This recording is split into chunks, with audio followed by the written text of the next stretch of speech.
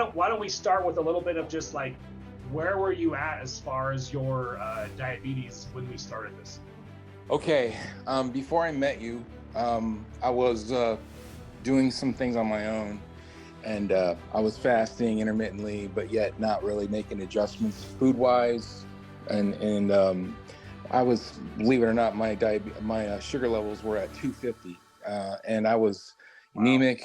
I was no energy. It was really bad. I can't explain the way I felt. It was terrible.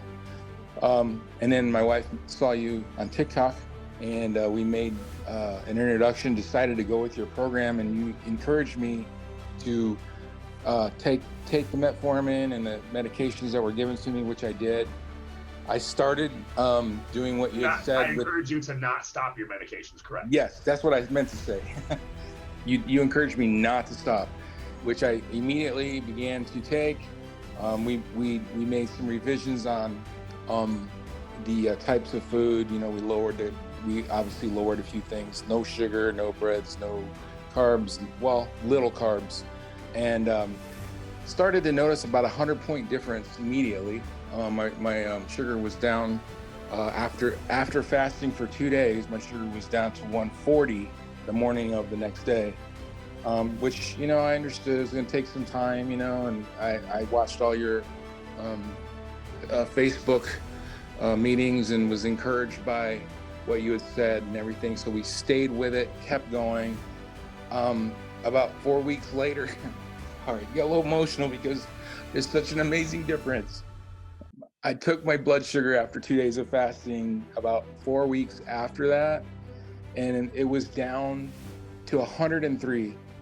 And I've never experienced anything close to that in the 5 years I've been dealing with this disease. Wow. So very encouraged. And then the following week, it was down to 98. The following week, it was down to 91. Today, I took the blood sugar, it was 86. Dude, I am so amazed. So I really appreciate you sharing this heartfelt message. And so just to be clear for everybody watching this, the protocol was a combination of a low-carb keto diet. He increased his intermittent fasting to prolonged fasting, where he was doing 48 hours per week. He continued his normal diabetic regimen of, were you on insulin or just medications? Not just metformin. And what was that other one, Kim? Lipizide, something like that. Lipizide. We stayed with that on the non-fasting days.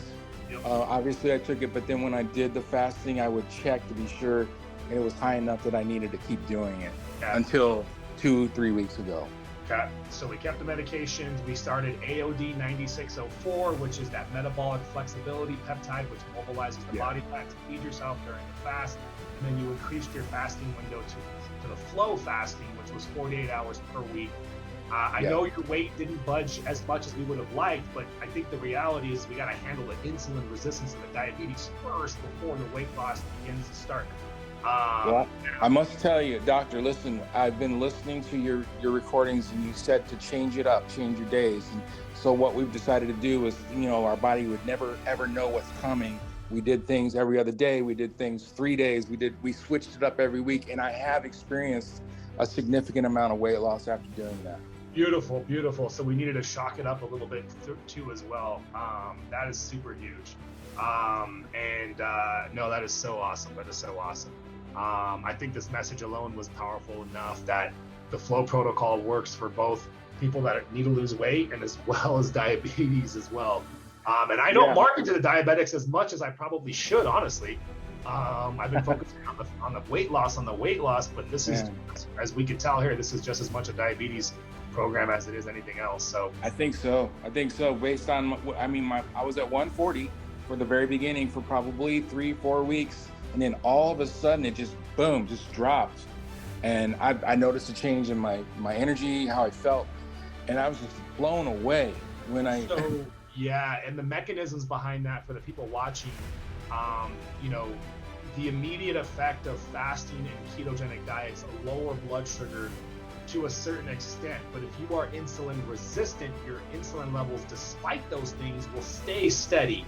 And then what you're doing though, by doing the fasting and the keto diet, is you are healing those receptor sites on the cells.